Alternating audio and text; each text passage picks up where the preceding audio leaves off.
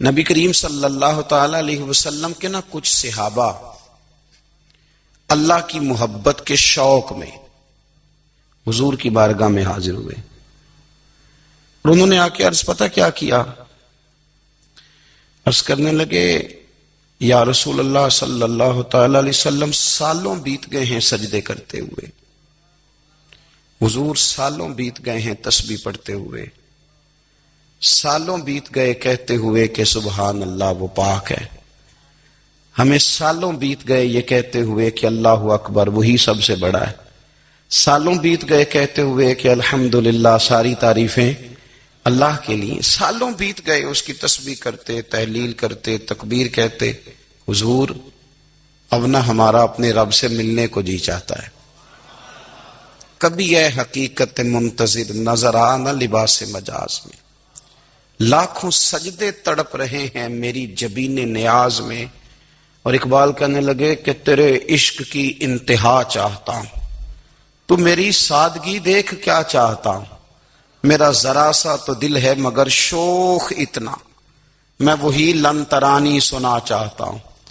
میرا بھی دل کرتا ہے کہ اللہ میں تجھے کہوں میں تجھے دیکھنا چاہتا ہوں، جس طرح حضرت موسیٰ کلیم علیہ السلام نے کہا تھا، اور تو مجھے کہے کہ لن ترانی تو نہیں دیکھ سکتا، ذرا سا تو دل ہے مگر شوخ اتنا، میں بھی وہی لن ترانی سنا چاہتا ہوں۔ پھر کہنے لگے بھری بزم میں راز کی بات کہہ دی، بڑا بے ادب ہوں سزا چاہتا ہوں۔ دیکھو سب لوگوں کے بیچ ہی میں نے یہ کہہ دیا۔ میرے عزیز صحابہ نا شوق میں، کتنے سارے لوگ ہیں آپ، کتنی ماشاءاللہ بڑی تعداد میں آپ آئیں، ہم بھی کبھی اس شوق میں گئے ہیں کہ ہمارے رب کو دیکھنے کو دل چاہتا ہے، ہمارا جی چاہے وہ کبھی ہمیں ملے، ہم کبھی اس کی زیارت کریں، اس کی بارگاہ کرم میں ہم حاضر ہوں۔ صحابہ نے عرض کیا یا رسول اللہ صلی اللہ تعالی علیہ وسلم ہمارا رب کہاں ہے؟ ہمارا نا اپنے رب کو دیکھنے کو جی چاہتا ہے۔ جب صحابہ نے یہ عرض کیا تو اللہ نے قرآن مجید نازل کیا، فرمایا وَإِذَا سَأَلَكَ عِبَادِي عَنِّي فَإِنِّي قَرِيبٌ، محبوب جب میرے بندے آپ کی بارگاہ میں آ کے میرے بارے میں پوچھیں نا تو ان سے کہہ دینا میں ان کے قریب ہی ہوں، قریب ہی ہوں۔ دلیل کیا ہے؟ آئی اذا دان، یہ جب بھی مجھ سے دعا مانگیں گے میں ان کی دعاؤں کو قبول فرماؤں گا، میں ان کے قریب ہوں، میں ان کے قریب ہوں۔ یہ جب بھی دعا مانگیں گے نا میں قبول کروں گا، میں ان کے قریب ہوں۔ اللہ تبارک و تعالیٰ کے بندے اللہ سے محبت کرتے، رب کی بارگاہ میں جھکتے، اس کو اپنے دکھ سناتے، اس کے پیارے محبوب صلی اللہ تعالی علیہ وسلم کا وسیلہ لے کے اس کے حضور حاضر ہو جاتے، پیشانیاں سجدوں سے روشن ہوتی۔ ہم نہ ہر چیز کے لیے وقت نکالتے ہیں، ہر چیز کے لیے، لیکن عبادت کے لیے وقت نہیں نکالتے۔ ہر شے آباد ہے، ہر شے، ہماری فیس بک بھی آباد ہے، واٹس ایپ بھی آباد ہے، ہمارے ٹویٹر بھی آباد ہیں، ہماری ہر چیز آباد ہے۔ سب سے کم آباد ہمارا مصلی رہ گیا ہے، سب سے کم۔ وہ لوگ اب ڈھونڈنے سے ملتے ہیں جن کی بغل میں مصلی ہوتا تھا۔ میرے بھائی آپ کتنا کو دنیا کے پیچھے بھاگو گے تھکا دے گی، کتنا دولت کے پیچھے بھاگو گے تھکا دے گی۔ آپ جب اپنی زندگی میں جمع تفریق کرو گے نا تو مرتے وقت احساس ہوگا کہ سارا کچھ تو لوگوں کے لیے کیا، اپنے لیے تو کر ہی کچھ نہیں سکے۔ اور ہم عبادت کے معاملے میں بہانے بازی بھی کرتے ہیں، ہم کہتے ہیں اوہو رزق کمانا بھی تو عبادت ہی ہے نا، تو میں حلال روزی کے لیے جا رہا ہوں، یہ بھی تو عبادت ہے نا۔ میری طرح کے لوگ کہہ دیتے ہیں کہ میں سویرے اٹھ کے مدرسے میں کچھ اسباق دیکھتا ہوں تو یہ بھی تو عبادت ہے، میں بیان کرنے کے لیے مطالعہ کرتا ہوں تو یہ بھی تو عبادت ہے نا، اتنے لمبے سفر کر کے ملک میں دنیا میں گھومتا ہوں تو یہ بھی تو میں عبادت ہی کر رہا ہوں۔ اب اسپیشل نفلوں کے لیے وقت کس نہ نکلے، اسپیشل کر کے تسبیح میں کیسے چلاؤں، میں سارا کچھ ہم بہانے بنا لیتے ہیں نا۔ میرا سوال یہ ہے کہ یہ ساری باتیں صحابہ کو، نبی کریم کو، دیگر لوگوں کو بھی تو پتہ تھی نا، لیکن آپ غور تو کریں 23 سال حضور کو وقت ملا، مختصر وقت ظاہراً تبلیغ کرنے کے لیے، پوری دنیا میں دین بھی پھیلانا ہے، گھر میں 11 ازواج ہیں، 4 بیٹیاں ہیں، ان کی اولادیں، سارے کام کاج بھی دیکھنے ہیں، لیکن سیدہ طیبہ طاہرہ حضرت عائشہ صدیقہ رضی اللہ تعالیٰ عنہ فرماتی ہیں سارا دن تبلیغ کرتے، ہر غلام کے دکھ سنتے، گھر میں آتے تو اپنے گھر والوں کا خیال کرتے، کام میں ہمارا ہاتھ بٹاتے، قربان جاؤں، کہتی ہیں زمانہ سارا سو جاتا لیکن آمنہ کے لال مصلی بچھا لیتے۔ دنیا سو گئی، ساری سب سو گئے، جو خدام تھے، وہ جو غلام تھے، وہ سو گئے۔ صحیح مسلم میں لفظ ملیں گے، سیدہ پاک فرماتی ہیں او میرے نبی کے غلاموں، میں نے یہ رنگ بھی دیکھا ہے کہ حضور نے اتنا کھڑے رہے، اتنا قیام کیا، اتنا قیام کیا کہ مقدس پیروں میں ورم آ گئے، سوج گئے پیر، اتنے بڑے۔ دل پہ ہاتھ رکھ کے نہیں بتا سکتا کہ میرے کبھی نماز میں پیر سوج گئے، کوئی نہیں بتا سکتا۔ بچوں کی روٹی کماتے تھک گئے، بات الگ ہے، ہم سیر کرنے گئے تو تھک گئے، بات الگ ہے، لیکن عبادت میں یہ بھی تو مسلم شریف ہے نا، یہ بھی تو دین ہے نا، یہ بھی تو حضور کی سنت ہے۔ دعا مومن کا ہتھیار ہے، یہ کافر کے پاس کوئی نہیں، یہ ہتھیار ہے مومن کا۔ اللہ کرے آپ کو سمجھ آئے، پھر سنیں، کئی بار کہہ چکا ہوں، یہ ہتھیار ہے۔ کافر کے مقابلے میں جو تیرے پاس سب سے بڑا ہتھیار ہے وہ دعا ہے۔ دعائیں کرانی چھوڑ دی، کرنی چھوڑ دی، لینی چھوڑ دی۔ حضرت سیدنا انس بن مالک رضی اللہ تعالیٰ عنہ فرمایا کرتے تھے میں نے وہ رنگ دیکھا ہے جب حضور دعا مانگتے تھے اور حضور کی مقدس آنکھوں میں آنسو بھی ساتھ ہی بہا کرتے تھے، میں نے وہ انداز دیکھا۔ تو صلاح الدین ایوبی بزرگ سے کہنے لگے آپ بھی دعا کیجیے، اور خود رونے لگے اور سر سجدے میں رکھ کے رونے لگے، اور عشاء سے لے کر فجر تک روئے، خوب روئے۔ صبح وہ بزرگ آئے تو صلاح الدین ایوبی کا خوبصورت اور ہنستا ہوا چہرہ دیکھا، کہنے لگے آپ بڑے خوش ہیں، رات تو میں نے بڑے روتے ہوئے دیکھا تھا۔ تو کہنے لگے حضور وہ جو بحری بیڑا آ رہا تھا نا وہ پانی میں ڈوب گیا ہے، اب وہ نہیں آ رہا، ابھی خبر آئی ہے تو میں بڑا خوش ہوں۔ بزرگ کہنے لگے اٹھ سینے سے لگ، اور سن ایک بات، وہ بحری بیڑا پانی میں نہیں ڈوبا، وہ تیرے آنسوؤں میں ڈوب گیا ہے۔ وہ جو تو رات رویا ہے نا رب کریم کی بارگاہ میں، تو وہ ڈوب گیا ہے۔ بھائی اپنا مصلی کا، عبادت کا، وظائف کا، اللہ اللہ کا سلسلہ اس کو مضبوط کرے، اپنی دعاؤں کے تعلق کو مضبوط کرے۔ دعائیں بڑے انقلاب برپا کر دیتی ہیں۔ ہم تھوڑے تھوڑے نا جب سے خشک ہوئے ہیں نا، خشک، اور میری تو جماعت ہی صوفیاء کی جماعت تھی، ہم تو داتا علی اجمیری کی جماعت سے، ہم تو خواجہ اجمیری کی جماعت سے، ہم تو شیخ احمد فاروق سرہندی کی جماعت سے، ہم تو صوفیاء کی جماعت۔ ہماری جماعت نے بھی وہ تعلق جو ہمارے بزرگوں نے بنایا تھا۔ بزرگ اللہ کے قریب کیسے جاتا ہے؟ ہمارے یہاں نا بہت سارے لوگ کہتے ہیں جی نظر ہو گئی تو کام ہو گیا۔ بھئی جو بخاری مسلم میں طریقہ ہے نا اللہ کا قرب پانے کا، وہ تو نفل ہے۔ نبی کریم علیہ السلام نے فرمایا بندہ نفلوں کے ذریعے رب کے قریب جاتا ہے، اور اتنا قریب جاتا ہے کہ پھر اللہ اس کی زبان بن جاتا ہے، اللہ اس کی آنکھیں بن جاتا ہے، کان بن جاتا ہے، ہاتھ اور پیر بن جاتا ہے۔ تو یہ تو عبادت ہے، یہ تو اللہ کی بارگاہ کی حاضری ہے جو آپ کو اللہ کے قریب کرے گی۔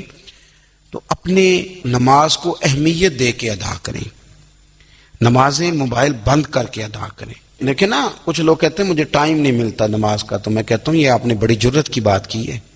مجھے کو میرا پیر بھائی کہہ دینا میرے پاس ٹائم نہیں آپ کو ملنے کا، تو میں کہتا ہوں آج کے بعد آنا ہی نہ۔ میں تو کیا سمجھتا ہے، تو بہت بڑا آدمی ہے، تیرے پاس ٹائم نہیں اور ہمیں ملنے کا ٹائم، موج کر۔ تو آپ نے اللہ رسول کو کہہ دیا ٹائم نہیں۔ اور عجیب فلسفہ ہے نا، کہا جائے نماز پڑھنے آؤ تو کہتے ہیں کپڑے ٹھیک نہیں، اور کہا جائے کہ آؤ ذرا دعوت پہ چلیں تو کہتے ہیں 1 منٹ ٹھہر میں کپڑے بدل کے آیا۔ نماز کے لیے کہا تو کہتا ٹھیک نہیں، دعوت کے لیے کہا تو کہتا میں ذرا تیاری کر لوں، یوں جانا مناسب نہیں۔ یہ معاملہ ٹھیک نہیں۔ رب تو فرماتا ہے کہ جب تو مسجد میں آ تو زینت اختیار کر کے آ، خوب ذوق سے دعا مانگے، خوب شوق سے نماز پڑھیں، خوب استغفار کا مزاج بنائیں۔ آپ لوگوں کے بیچ رہ کے سوکھ حاصل کرنا چاہتے ہیں، لیکن آپ کو پتہ ہے کئی مہینے غار ہرا میں رہنا بھی مدینے والے محبوب کا طریقہ ہے۔ دیکھو کوئی مشکل کام تو نہیں، 2 رکوع ہیں سورہ واقعہ کے، اگر رات کو پڑھ لی جائے تو میں کس طرح یہ بات بیان کروں کہ تعویذ بانٹنا آسان ہے اور وظیفہ بتانا مشکل ہے؟ سارا دن تعویذ بانٹیں تو لوگ لینے کو تیار ہیں، اور اگر آپ وظیفہ بتائیں تو کہتے ہیں تو مشکل کام ہے۔ او خدا کے بندے، اگر آپ کا تعلق قرآن پاک کے ساتھ مضبوط ہو، قرآن پاک کے ساتھ اگر آپ کا رشتہ ہو، لوگ سفارشیں ڈھونڈتے ہیں نا دنیا میں، کوئی تعلق مل جائے تو میرا کام ہو جائے۔ دنیا میں اتنا مشکل معاملہ ہے، آخرت میں مجھے بتائیے گا کتنا مشکل معاملہ ہوگا۔ میرے نبی پاک صلی اللہ تعالی علیہ وسلم نے فرمایا، جو لوگ سورہ ملک پڑھا کرتے تھے نا، سورہ ملک، یہ سورت ملک قیامت میں ان کی سفارش کرے گی، اور اس طرح کرے گی کہ کہے گی اے اللہ یہاں اس بندے کو جنت میں داخل کر دے یا مجھے قرآن پاک سے علیحدہ کر دے۔ تو رب فرمائے گا جا اس کا دامن تھام کے اسے جنت تک پہنچایا۔ آپ بات کو سمجھیں، جب آپ کے تعلقات اپنے معاملات کے ساتھ مضبوط ہوں گے، یہ نبی کریم نے وعدہ کیا ہے کہ تو سورت واقعہ پڑھ، تیرے گھر میں فاقہ نہیں آئے گا۔ حضرت عبداللہ ابن مسعود رضی اللہ تعالیٰ عنہ بیمار تھے تو حضرت عثمان غنی رضی اللہ تعالیٰ عنہ تیمارداری کے لیے تشریف لے گئے، اور جا کر کے کہا کہ آپ بڑے بیمار ہیں، آپ کی بیٹیاں زیادہ ہیں، میں چاہتا ہوں کہ خزانے میں سے کچھ مدد کروں۔ تو سیدنا عبداللہ ابن مسعود رضی اللہ تعالیٰ عنہ اٹھ کے بیٹھ گئے اور کہنے لگے، امیر المومنین، اللہ آپ کو میری طرف سے، میری بیٹیوں کی طرف سے بہتر صلہ دے، میری بیٹیوں کو کسی خزانے کی ضرورت نہیں، میں نے انہیں خزانہ دے دیا ہے۔ کہا جناب آپ نے کون سا خزانہ دیا ہے، میں آپ کے مالی معاملات کو جانتا ہوں۔ تو فرمانے لگے، امیر المومنین، میرے نبی کریم نے فرمایا ہے جو سورت واقعہ پڑھے اسے کبھی فاقہ نہیں آتا، میں نے بیٹیوں کو یاد کرا دی ہے، یہ خزانہ میں نے انہیں دے دیا ہے۔ وہ سارے والدین سنیں جو بیٹیوں کے لیے پریشان رہتے ہیں۔ حضرت عبداللہ ابن مسعود نصیحت کر رہے ہیں، فرمانے لگے میں نے سورت واقعہ یاد بھی کرا دی ہے، پڑھنے کی عادت بھی ڈال دی ہے۔ حضور نے فرمایا ہے جو سورت واقعہ پڑھے اسے فاقہ نہیں آتا۔ کہنے لگے چاند تو اپنی جگہ چھوڑ سکتا ہے، سورج گر سکتا ہے، تارے ٹوٹ سکتے ہیں، پر مدینے والے رسول کی بات غلط نہیں ہو سکتی۔ حضور نے فرمایا فاقہ نہیں آئے گا تو انشاءاللہ کبھی بھی نہیں آئے گا۔ کرنے کا کام یہ ہے کہ ہم اپنے معاملات، اپنی عبادات، اپنی دعائیں، کبھی 10 منٹ عادت ہو جائے نا دعا مانگنے کی علیحدہ سے رات کو۔ حضور نے فرمایا جو فرض نماز کے بعد دعا مانگے اللہ اس کی قبول کر لیتا ہے۔ نبی پاک صلی اللہ تعالی علیہ وسلم نے فرمایا اللہ مسافر کی دعا قبول فرماتا ہے۔ حضور نے فرمایا اللہ مظلوم کی دعا قبول فرماتا ہے۔ حضور نے فرمایا بیمار سے دعا کراؤ اللہ اس کی دعا قبول فرماتا ہے۔ میرے نبی پاک نے فرمایا ماں باپ جب بھی اولاد کے لیے ہاتھ اٹھائیں، ویسے تے بلے شاہ تو آسمانی اڈ دیا ہی پھڑ دیں، جڑا گھر بیٹھا انہوں بڑھیا ہی نہیں۔ حضور فرمانے لگے ماں باپ جب بھی اولاد کے لیے دعا فرمائیں اللہ ان کی دعا کو قبول کرتا ہے۔ آپ اپنا تعلق بنائیں، دعا کے ساتھ، عبادت کے ساتھ، مصلی کے ساتھ رشتہ بنائیں، استغفار پڑھیں۔ صلاح الدین ایوبی صلیبی جنگوں میں تھے، رات کو مسجد اقصیٰ میں نماز پڑھی تو پریشان تھے۔ ایک بزرگ سے ملاقات ہوئی تو وہ کہنے لگے کہ آپ بڑے پریشان ہیں۔ کہنے لگے حضور پریشان اس لیے ہوں کہ پہلے ہی مسلمان کمزور ہے، اب میں نے سنا ہے دشمن کا ایک بحری بیڑا وہ جنگی سامان سے بھرا ہوا آ رہا ہے، تو اب ان کے پاس اور تلواریں اور نیزے آ جائیں گے، مسلمانوں کے پاس پہلے ہی وسائل کی کمی ہے، پریشان ہو کس طرح کر کے مقابلہ کریں گے۔ یہ بات کہتے ہی صلاح الدین ایوبی نے بزرگوں سے کہا حضور آپ بھی دعا کرنا، دعا کی بڑی طاقت ہے۔ میرے نبی پاک نے فرمایا دعا مومن کا ہتھیار ہے، دعا مومن کا، دعا مومن کا۔ حضور نے فرمایا تقدیر کو سوائے دعا کے کوئی چیز نہیں بدل سکتی۔ آج جس زمانے میں ہم وقت گزار رہے ہیں، لوگوں کی جسمانی ضروریات پوری کرنے کے لیے، غذائی ضروریات پوری کرنے کے لیے بہت سارے بندوبست کیے جا رہے ہیں، لیکن جتنا لوگ اپنی ظاہری ضروریات میں خود کفیل ہوتے جا رہے ہیں اتنا ہی زیادہ وہ روحانی طور پر کمزور ہوتے جا رہے ہیں۔ گھنٹوں بیٹھ کر گپ شپ کرنے والے لوگوں کے لیے تھوڑی دیر بھی ذکر الہی کرنا مشکل ہو جاتا ہے، لمبی چوڑی باتیں کرنے والے، لمبے چوڑے دلائل دینے والے لوگ اور سمجھدار لوگ اور سیانے لوگ عبادت کے معاملے میں سستی کرتے ہیں، عمل کے مسئلے میں کمزور ہو جاتے ہیں۔ تسبیحات کرنا، وظائف پڑھنا، درود و سلام پڑھنا، کم بولنا، سچی بات کرنا، صبر سے رہنا، شکر کو اپنانا، قناعت اختیار کرنا، حسد، بغض، عداوت سے بچنا، یہ لوگوں کے لیے مشکل ہو جاتا ہے۔ پھر اس کا نقصان یہ ہے کہ معاشرہ ایک عجیب سی بے سکونی اور بے قراری کا شکار ہے۔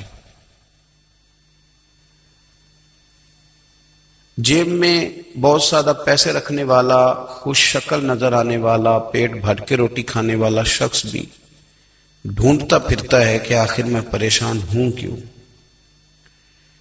آپ انسانیت کی تاریخ پڑھیں گے تو آپ کو معلوم ہوگا کہ انسان نے کبھی پتھر کی پوجا کی، کبھی معاذ اللہ چاند سورج کی، درختوں کی، بتوں کی پوجا کی۔ معاذ اللہ یہ غلط ڈائریکشن پہ تو چڑھ گیا، لیکن ایسا نہیں ہے کہ کوئی بندہ دنیا میں آیا ہو اور کسی کی اس نے عبادت نہ کی ہو۔ اس لیے کہ اللہ تبارک و تعالی نے جس طرح ہمارے جسم میں کھانے کی طلب رکھی ہے، پینے کی طلب رکھی ہے، سونے کی طلب رکھی ہے، اسی طرح اللہ تعالیٰ نے عبادت کے لیے طلب رکھی ہے جسم میں۔ یہ تو ہوا کہ انسان گمراہ ہو گیا، غلط رستوں پہ چل نکلا، اس نے جھوٹے معبودوں کی طرف معاذ اللہ توجہ کر لی، لیکن وہ کسی نہ کسی کے سامنے جھکتا رہا، چونکہ اس کے وجود میں طلب تھی، شوق تھا اسے کہ وہ عبادت کرے۔ اللہ تبارک و تعالی جب مسلمان کو توفیق دے اور اللہ کی بارگاہ کی جانب وہ رجوع کرے تو پھر اس کا رویہ یہ ہونا چاہیے کہ اس کی توجہ ہو اللہ کی جانب۔ ہمارے ہاں تسبیحات پڑھ لی جاتی ہیں اگر کبھی موقع ملے، لیکن وہ خاص انہماک، وہ خاص شوق، وہ خاص ذوق اللہ تبارک و تعالیٰ کی عبادت کا۔ ایک ہوتا ہے نماز پڑھنا، ایک ہوتا ہے اہتمام کے ساتھ نماز پڑھنا، یعنی ذرا وقت پہ اٹھنا، ذرا صحیح کر کے وضو کرنا، ذرا شوق سے مصلی بچھانا۔ ایک ہوتا ہے تسبیح پڑھ لینا، اور ایک ہوتا ہے ذرا تھوڑا سا نا شوق کے ساتھ اللہ کو یاد کرنا۔ آپ کبھی جو میں نے آیہ کریمہ پڑھی اس کی آپ شان نزول دیکھیں، بھائی بڑے قابل فخر لوگ ہیں ہم کہ ہم نبی پاک کے غلام ہیں، ہم قابل فخر ہیں کہ نبی کریم کے غلام ہیں۔ کیا کبھی اس غلامی کے شکرانے میں بھی 2 نفل پڑھے کہ یا اللہ تیرا شکر ہے تو نے ہمیں حضور کا غلام بنایا ہے؟ یاد رکھیں کہ اپنی روحانی زندگی کو آباد کریں، استغفار پڑھیں، تسبیحات کریں۔ حضرت عبداللہ ابن عمر رضی اللہ تعالیٰ عنہ حضرت عمر کے صاحبزادے، مکہ مکرمہ میں ان کی قبر ہے۔ میں نے جب انہیں پڑھا تو مجھے ان سے بڑا پیار ہو گیا، لیکن آپ کو پتہ ہے وہاں جا کے کسی شخص کا مزار تلاش کرنا یا پوچھنا ایک مشکل کام ہوتا ہے۔ تو ایک دفعہ میں مکہ شریف میں حاضر تھا تو ایک گاڑی والا ڈرائیور مجھے کہنے لگا کہ مولانا میں آپ کو جانتا ہوں، مجھے آپ سے محبت ہے، ایک بات بتاؤں آپ کو؟ میں نے کہا بتاؤ۔ کہنے لگے حضرت عبداللہ ابن عمر کی قبر دیکھنی ہے۔ میں نے کہا یہ تو نہیں کہہ رہا، یہ کسی نے بندوبست کرایا ہے، یہ اللہ نے تیرے دل میں بات ڈالی ہے، یہ ہو گیا تو لے چل مجھے۔ حضرت عبداللہ ابن عمر کو نبی پاک نے فرمایا تھا راجل صالح، یہ نیک بندہ ہے، یہ متقی آدمی۔ حضرت عبداللہ ابن عمر رضی اللہ تعالیٰ عنہ سیدنا فاروق اعظم رضی اللہ تعالیٰ عنہ کے صاحبزادے ہیں، اور ان کی ہمشیرہ سیدہ حفصہ رضی اللہ تعالیٰ عنہ حضور کی زوجہ محترمہ ہے۔ ایک دن اپنی ہمشیرہ سے کہنے لگے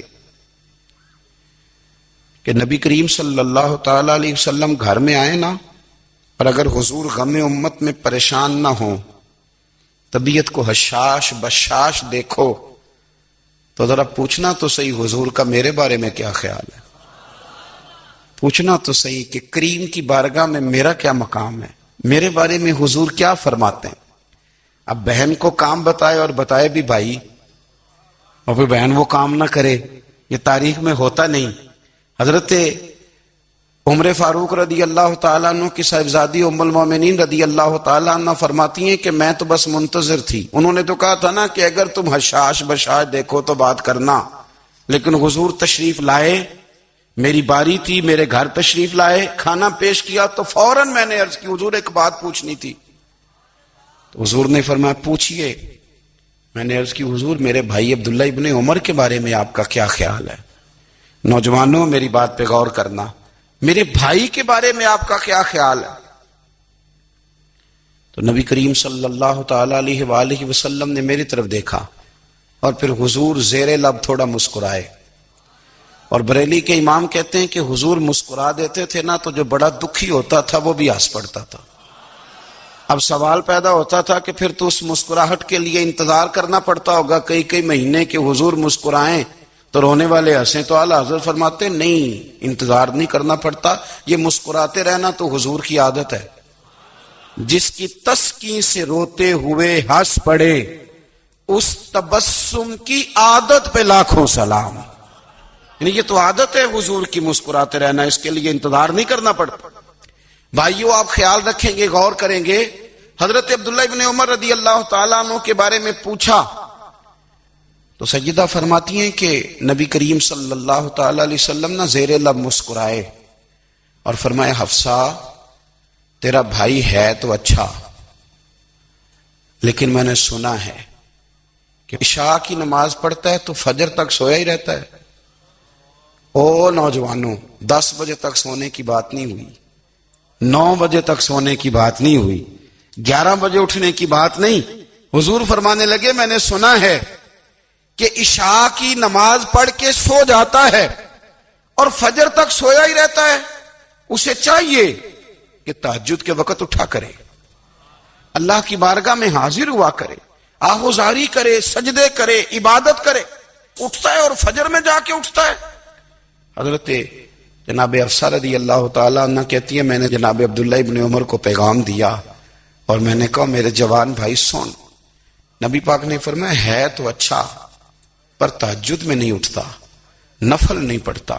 او میری ملت کے جوانوں، مزہ نہیں آ جاتا جب ساری دنیا سوئی ہو، ساری دنیا، اور بستر بھی گرم ہو اور نیند بھی پورا غلبہ کر رہی ہو، اور اچانک گھنٹی بجے دماغ میں، آنکھ کھلے، گھڑی پہ نظر پڑے، 3:30 4 بجے کا پیغام گھڑی بتائے، اور کوئی چڑھتی جوانی والا اٹھ کے وضو کرے، اور جب وہ مصلی کھول کے بچھائے تو مدینے والے محبوب کہتے ہیں کہ ہر نماز پہ رب ثواب دیتا ہے، اور جو اٹھ کے تہجد کی نماز پڑھے اسے دیکھ کے تو رب مسکراتا ہے، جو اس کی شان کے لائق ہے، جو اس کی شان کے لائق، وہ مسکراتا ہے، خوش ہوتا ہے کہ میرا بندہ تہجد میں اٹھ گیا، وہ مسکراتا ہے۔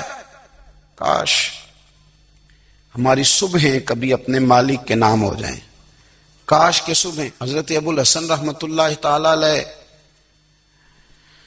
حضرت معاذ ابن جبل رضی اللہ تعالیٰ عنہ کے پاس بیٹھا کرتے تھے، فرماتے ہیں ان سے جو پیار بڑھا تو پھر میرا مصلی سے بھی بڑھ گیا۔ تابعی ہیں، فرماتے ہیں صحابی رسول سے محبت ہوئی تو ذکر سے بھی ہو گئی، پھر درود شریف سے بھی ہو گئی، محبت ان سے بڑھی تو پھر اللہ نے مسجد کا پیار بھی بڑھا دیا۔ آپ فرماتے ہیں کہ میری ہر وقت بھی یہ چاہتی تھی کہ بس اللہ اللہ کروں، بس اللہ اللہ کروں، بس نہ میں ذرا تھوڑی جان چھڑاؤں لوگوں سے، کو 10 منٹ ملے تو میں کچھ 4 نفل پڑھ لوں، میں تھوڑا سا نہ بچوں لوگوں سے، اور مجھے تسبیح ملے تو میں نہ کچھ 400-500 دفعہ استغفار پڑھوں، سبحان اللہ، الحمدللہ، اللہ اکبر، لا حول ولا قوت الا باللہ، میں نہ تسبیحات پڑھوں۔ فرماتے ہیں کہ بچے تھے گھر میں 6-7، غربت تھی، کام ملتا کوئی نہیں تھا، اور میں کام چور نہیں تھا، کام ڈھونڈتا تھا، پر اللہ کی قدرت کے کام نہیں ملتا تھا۔ فرماتے ہیں کہ میں نے ایک دن اپنی اہلیہ سے کہا کہ آج میں پھر جاتا ہوں کام ڈھونڈنے، تو میری بیوی بڑی فرما بردار تھی، پر اس دن نہ غربت کے ہاتھوں تنگ آ کے کہنے لگی آج نانا کوئی تو چیز لے کے آیا، تو تو مجھ سے بچوں کی بھوک نہیں دیکھی جاتی. یہ سب روگاں دا روگ محمد جس دا نام غریبی. کنڈ بلا کے لنگ جاندے نہیں دوست یار قریبی.